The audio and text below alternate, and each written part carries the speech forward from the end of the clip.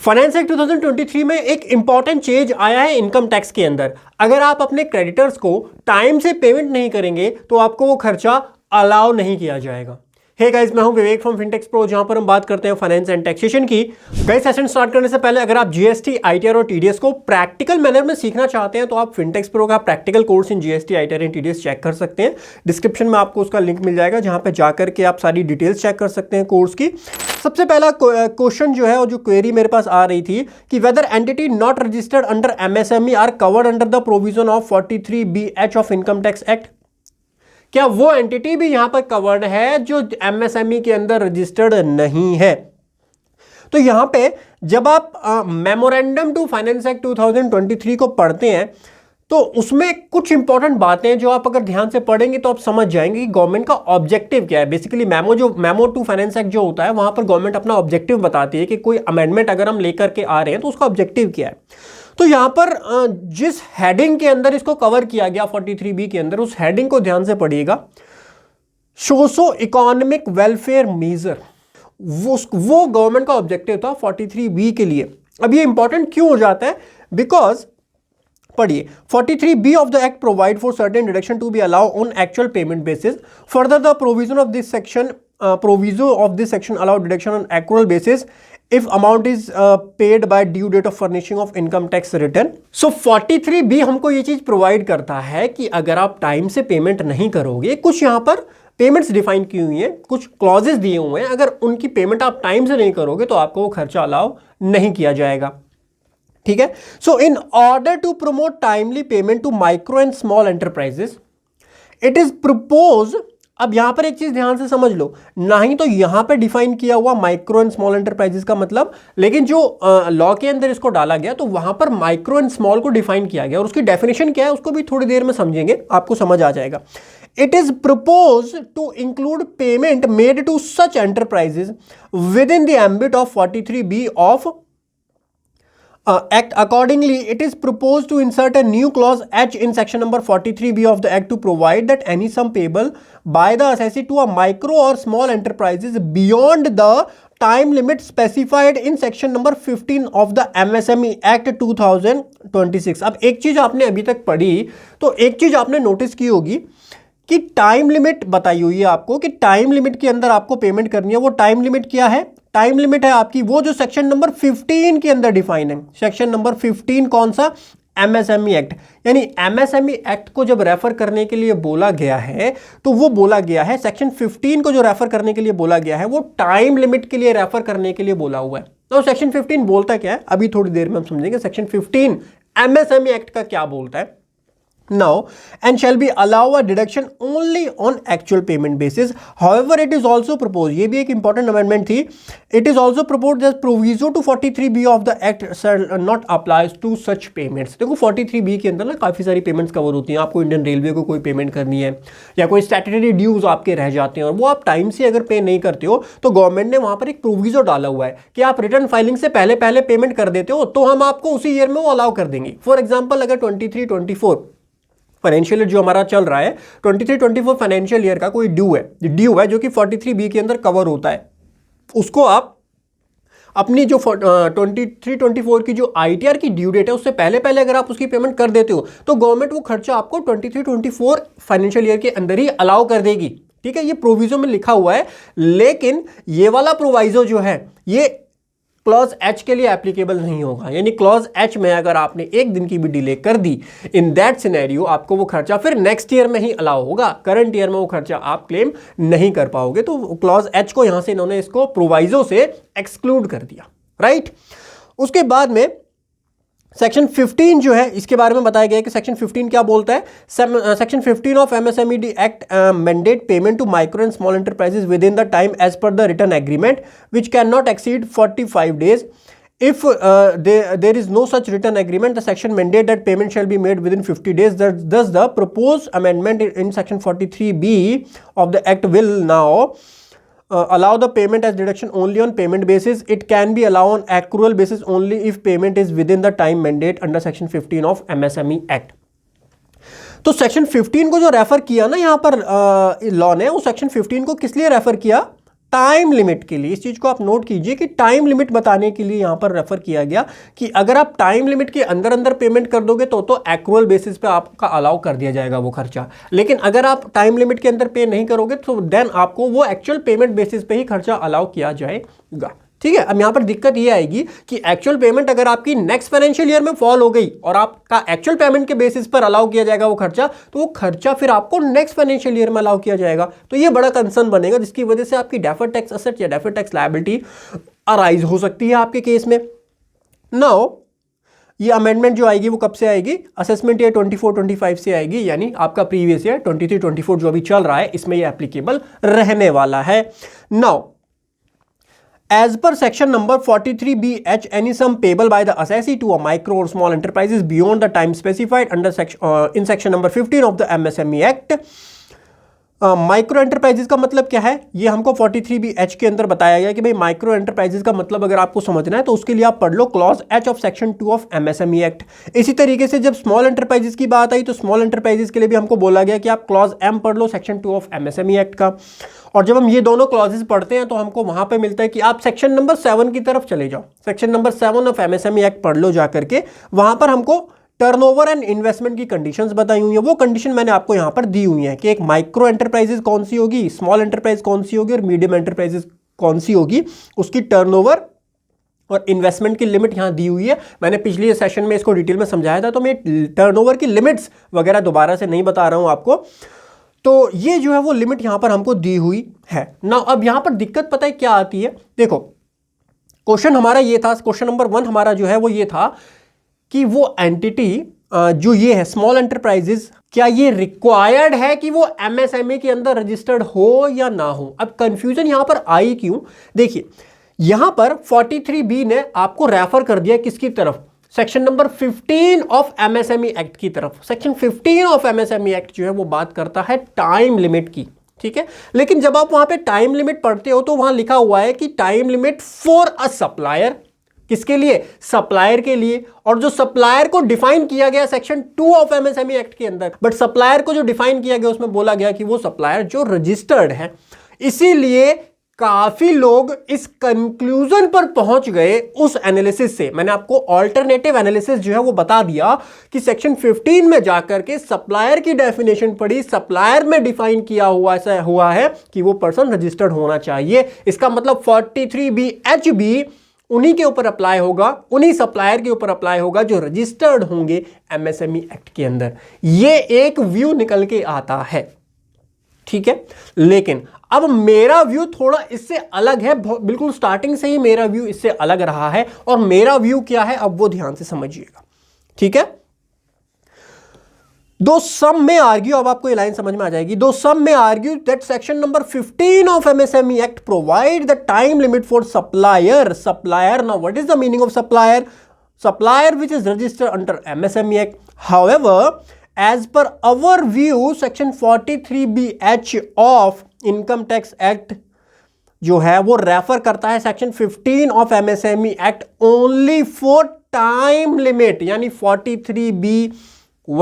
43BH जो है वो सेक्शन 15 ऑफ MSME एक्ट को जो रेफर कर रहा है वो ओनली टाइम लिमिट के लिए रेफर कर रहा है। वहां पर जाकर के आपको माइक्रो और स्मॉल की डेफिनेशन नहीं मिलेगी। सेक्शन 15 को रेफर कर रहा है income tax only for the time limit. आप 43BH को पढ़ लीजिएगा, बेयर एक्ट के अंदर से आपको लिखा मिलेगा टाइम लिमिट के लिए रेफर किया जा रहा है सेक्शन 15 के लिए। लेकिन स्मॉल और माइक्रो और स्मॉल का अगर आपको डेफिनेशन पढ़नी है तो section number 7 of MSME act में पढ़नी पड़ेगी।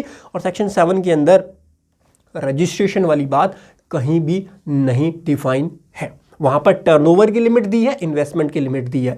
तो अगर कोई पर्सन, मेरा एनालिसिस, मेरा व्यू ये बोलता है कि अगर कोई पर्सन उन टर्नओवर के अंडर फॉल करता है, इवन दो वो एक अनरजिस्टर्ड पर्सन है, तब भी उसके ऊपर ये प्रोविजन अट्रैक्ट हो जाएंगे। एंड यही तो इसका ऑब्जेक्टिव है ना। आप ये समझो ना, गवर्नमेंट का ऑब्जेक्टिव क्या है? सोशल इकोनॉमिक वेलफेयर गवर्नमेंट करना चाह रही है। और गवर्नमेंट बोले खाली जो रजिस्टर्ड पर्सन है हम तो खाली उनको बेनिफिट देंगे, और जो रजिस्टर्ड नहीं है MSME में हम उसको ये बेनिफिट ही नहीं देंगे। तो इन दैट सिनेरियो काफ़ी सारी ऑर्गेनाइजेशन ऐसी होंगी जो इससे वैसे ही बाहर हो जाएंगी। Small entities, medium, micro entities, small entities इससे बाहर हो जाएंगी बिकॉज वो रजिस्टर्ड नहीं है। तो गवर्नमेंट का ऑब्जेक्टिव जब सोशल वेलफेयर करने का है तो यहां पर पॉइंट ऑफ व्यू जो है वो ब्रॉड रहेगा। यहां पर हमको रजिस्टर्ड एंटिटीज को भी कंसीडर करना पड़ेगा जो एमएसएमई में रजिस्टर्ड है, और अनरजिस्टर्ड एंटिटी को भी कंसीडर करना पड़ेगा जो एमएसएमई में रजिस्टर्ड नहीं है। एक मेरा जो पॉइंट है वो ये है। दूसरा पॉइंट मेरा ये आता है कि अगर आप ऐसी एंटिटीज को भी यहां पर लेते हो तो that is called an over compliance only. अगर लेट सपोज आज की डेट में तो कोई सर्कुलर नहीं है, कोई क्लैरिफिकेशन नहीं है इस पॉइंट पे, लेकिन अगर आप ओवर कंप्लायंस कर रहे हो किसी चीज का तो ओवर कंप्लायंस पे गवर्नमेंट या डिपार्टमेंट को कभी भी कोई दिक्कत नहीं होती है। आप एमएसएमई रजिस्टर्ड वाले के लिए भी एजिंग एनालिसिस कीजिए। इसके लिए आपको करना क्या है, वैसे मैंने लास्ट वीडियो में आपको बता दिया था, आपको अपनी टैली के अंदर जाकर के एजिंग एनालिसिस करना है। 45 डेज से ज्यादा की पेमेंट जिस भी पर्सन की ड्यू है उसका चेक करना है कि क्यों पेमेंट ड्यू है और उसकी पेमेंट करवानी है आपको टाइम से। यही तो इसका ऑब्जेक्टिव है। आप सारे टैक्स पेयर के लिए कर लो तो वो ओवर कंप्लायंस ही तो होगा। अगर वो डिसअलाउ आपका होगा तो यहां पर सबका अलाउ होगा। तो ये जो चेक आप लगा रहे हो, ये एक चेक आपके लग गया ना, कंप्लायंस चेक आपका बर्डन बढ़ गया ना, तो ये चेक आप सबके लिए लगा लो। इंस्टेड कि आप उनके लिए लगाओ जो एमएसएमई में रजिस्टर्ड है, आप सभी क्रेडिटर्स के लिए ये चेक लगा लो और उनसे फॉलो अप ले लो। ठीक है। So whether they are registered और नॉट, दोनों ही केसेस में आपको ये फॉलो करना पड़ेगा। ठीक है। जितने भी क्रेडिटर्स हैं, क्रक्स जितने भी क्रेडिटर्स हैं, whether they are registered under MSME और नॉट रजिस्टर्ड अंडर एमएसएमई, दोनों ही केसेस में आपको ये एनालिसिस, एजिंग एनालिसिस करना पड़ेगा। एंड जो टाइम लिमिट बताई हुई है, अब टाइम लिमिट में भी कंफ्यूजन आएगी, टाइम लिमिट में क्लैरिफाई कर दूंगा। वैसे मैं 45 डेज बोल रहा हूं, बट उसमें एक पॉइंट और भी है जो कि अभी हम समझेंगे। ठीक है। तो पहला पॉइंट आपको क्लियर हो गया होगा। Hence, as per our view, ये नोट्स आपको हमारे टेलीग्राम चैनल पे मिल जाएंगे, डिस्क्रिप्शन में लिंक दिया हुआ है। Hence, as per our view, registered entities also cover under section number 43BH, unregistered entity also cover under 43BH of the Income Tax Act 1960 में, वो भी यहाँ पर कवर की जाएंगी। अनरजिस्टर्ड एंटिटीज किसमें, जो कि एमएसएमई में रजिस्टर्ड नहीं है।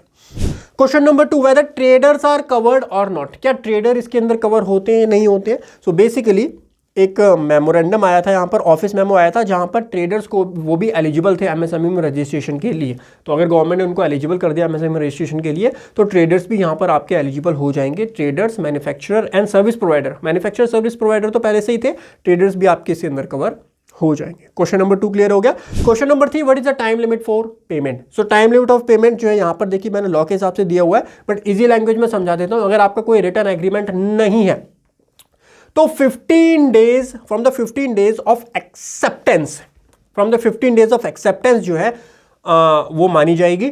और अगर आपका रिटर्न एग्रीमेंट है तो रिटर्न एग्रीमेंट की डेट वो, लेकिन उसकी मैक्सिमम जो डेट है वो 45 डेज होनी चाहिए। फॉर एग्जांपल मैं अगर आपको लूँ, आपका रिटर्न एग्रीमेंट है कि हम तो 60 डेज के अंदर पेमेंट करेंगे, तो भले ही आपका एग्रीमेंट जो है वो 60 डेज के लिए हो, लेकिन लॉ के अंदर जो मेंशन्ड है वो 45 डेज है। तो 45 डेज तक अगर आप पेमेंट नहीं करोगे तो आपको वो पेमेंट डिसअलाउ हो जाएगी उस स्पेसिफिक ईयर के अंदर। और अगर वो नेक्स्ट ईयर में फॉलो होती है तो नेक्स्ट ईयर में आपको डिडक्शन अलाउ की जाएगी। मतलब 45 days is the maximum limit, उससे ज़्यादा आपको डिले नहीं करना है यहाँ पर। इस चीज़ का ध्यान रखिएगा।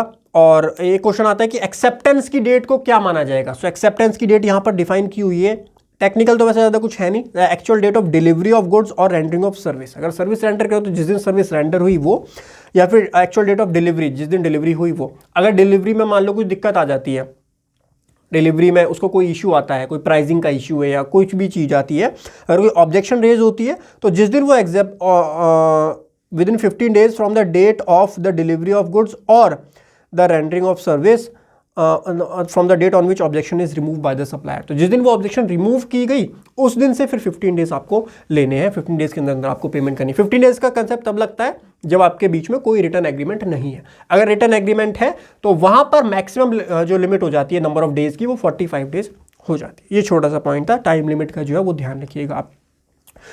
90% ऑफ द केसेस में अगर कोई पर्सन इनवॉइस भी बनाता है तो या तो लिखा होता है पेमेंट इन एडवांस या लिखा होता है पेमेंट टर्म 30 डेज।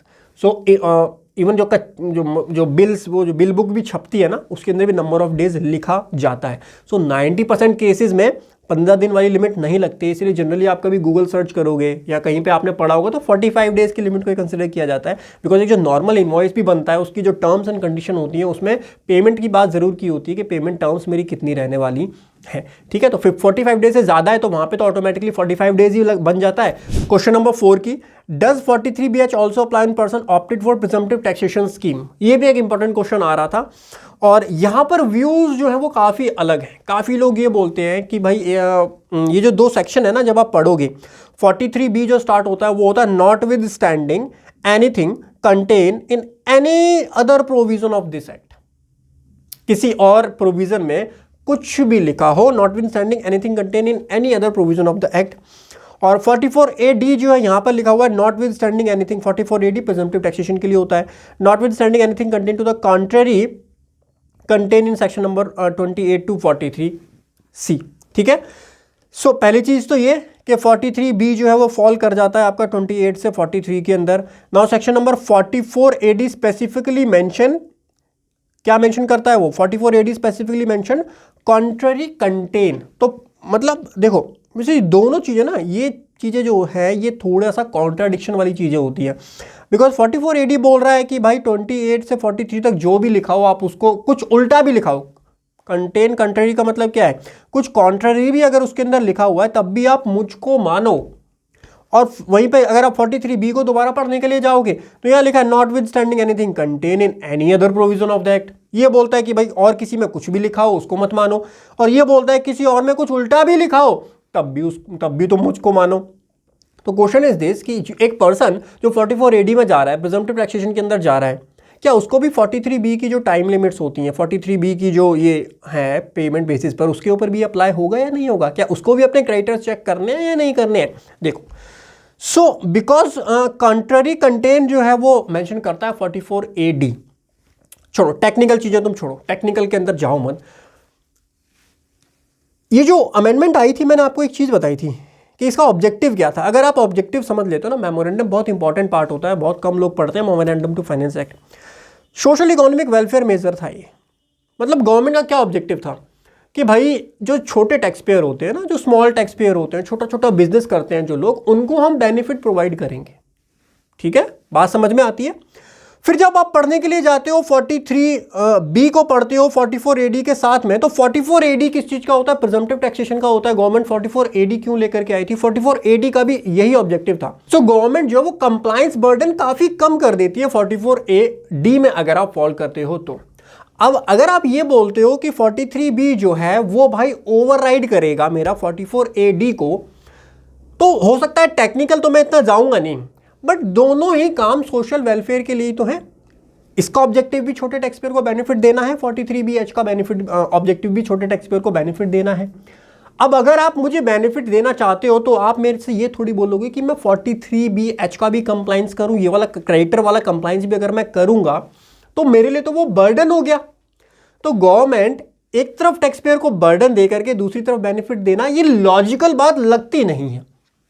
इसलिए, और साथ में एक जो पॉइंट टेक्निकल अगर आप जाना चाहते हो तो टेक्निकलिटी मेरा व्यू ये रहेगा कि जब 44AD बोलता है कि कॉन्ट्ररी कंटेन, इसका मतलब 44AD को पता है कि बाकी प्रोविजंस में कॉन्ट्ररी बातें हो सकती हैं। इसीलिए which means a law maker knows that there are provisions which may impact the applicability of 44AD, and hence to remove the ambiguity, the wordings contrary contain added in 44AD। 44AD में contrary contain इसीलिए तो add किया गया because 44AD knows कि there are provision which will try to contradict with me, and that's why I have included these words in my definition. Hence, if any contradiction arises between 44AD and any section 28 से 43C, the prevailing provision would be 44AD। Now because ये मैंने यहाँ पर आपको explain किया है कि दोनों ही प्रोविजन का ऑब्जेक्टिव जो है, टेक्निकलिटी में मैं ज़्यादा जा ही नहीं रहा हूँ, बिकॉज टेक्निकलिटी में जाते हैं तो लोग ये इस एनालिसिस पे भी पहुँच जाते हैं कि 43B जो है वो प्रिवेल करेगा। बट टेक्निकलिटी में जाने से पहले आपको एक ओवरव्यू पता भी तो होना चाहिए, what is the logic behind those provisions, है ना। अगर एक तरफ गवर्नमेंट बेनिफिट देना चाह रही है तो दूसरी तरफ गवर्नमेंट उसी टैक्स पेयर के ऊपर बर्डन क्यों इंपोज करेगी? तो ये चीज लॉजिकल नहीं बैठ पाती है। इसीलिए 44AD जो होता है वो मेरे पॉइंट ऑफ व्यू से ओवरराइड कर जाएगा 43B को, स्पेशली 43BH के क्लॉज के लिए। ठीक है, अब अगर आप ऑल्टरनेटिव व्यू लेना चाहते हो तो ऑल्टरनेटिव व्यू भी यहां पर पॉसिबल है, मे बी पॉसिबल। हाउएवर अगर आप ऑल्टरनेटिव व्यू लेकर के चल रहे हो, practically in many cases it is not possible to analyse the criteria of a person opting for presumptive taxation. अपने दिल पे हाथ रखना, अपने दिल पे हाथ रखना। अगर आप 100 ITR फाइल करते हो, 100 ITR 4 फाइल करते हो, उसमें से कितने टैक्स पेयर अपनी बुक्स ऑफ अकाउंट बनाते हैं? अपने दिल पे हाथ रख के बताओ। अगर आप टैक्स प्रैक्टिस करते हो तो आपको ये चीज़ पता होगी, 100 में से 1-2, मेरे को तो 1-2 भी नहीं मिलते। प्रिजम्पटिव टैक्सेशन में 99% जो क्लाइंट्स आता है, ना ही उसके बुक्स ऑफ अकाउंट मेंटेन्ड होते हैं, ना ही वो बैलेंस शीट P&L बनाता है। तो उस केस में अगर आप क्रेडिटर एनालिसिस करने जाओगे तो कैसे करोगे? आपको तो एग्जैक्टली क्रेडिटर्स का पता भी नहीं है कि कितने मेरे क्रेडिटर्स हैं। तो सर उस केस में करें क्या फिर? अगर आप 43B को भी फॉलो करना चाहते हो कि मैं प्रिजम्पटिव टैक्सेशन में 43B फॉलो करूंगा, मैं तो पूरा टेक्निकल ही जाऊंगा, सो कैसे करोगे? प्रैक्टिकल चैलेंजेस भी तो है ना आपके सामने, उसको करोगे कैसे आप? So if books of account are not prepared और इट इज रिकमेंडेड, आपको क्रेडिटर डालना तो मैंडेटरी होता है, फाइनेंशियल इंफॉर्मेशन देनी होती है, तो प्रिजम्पटिव टैक्सेशन के अंदर भी आपको क्रेडिटर्स मेंशन करना मैंडेटरी होता है। वहां पर 0 मेंशन कर दो फ्यूचर के लिटिगेशन से बचने के लिए, क्योंकि अगर यहां पर कोई अमाउंट डालोगे सो देयर आर चांसेस कि गवर्नमेंट फ्यूचर में कुछ इफ एंड बट करे, क्रेडिटर्स में 0 डाल दोगे, देन आपका केस सॉर्टेड। ठीक है, तो मैंने आपको दोनों व्यू वैसे यहां पर समझा दिए। अगर आप 43B को प्रायोरिटी देना चाहते हो, प्रिवेल कराना चाहते हो, तब आपको क्या अप्रोच फॉलो करनी चाहिए? अगर आप 44AD को ही लेकर के चल रहे हो तो कोई दिक्कत वाली बात आपको वैसे ही नहीं आएगी, बिकॉज वो ओवरराइड अगर आप उसको मान रहे हो तो फिर आपको एक ये दिक्कत नहीं आएगी। ठीक है, दोनों व्यू मैंने आपके डिस्कस कर लिए कि किस तरीके से आपको यहां पर प्रैक्टिकली काम करना है 44AD वाले क्लाइंट्स के लिए। ठीक है, आशा करता हूं गाइस आपकी ये क्वेरीज जो है वो क्लियर हो गई होंगी। अभी भी कोई डाउट रह जाता है तो कमेंट सेक्शन में मुझसे पूछ लीजिएगा, और ये वीडियो लाइक कर दो अगर आपको ये वीडियो इन्फॉर्मेटिव लगी हो। मिलता हूं आपको अगले सेशन में, तब तक हंसते रहिए, मुस्कुराते रहिए। Bye bye, take care.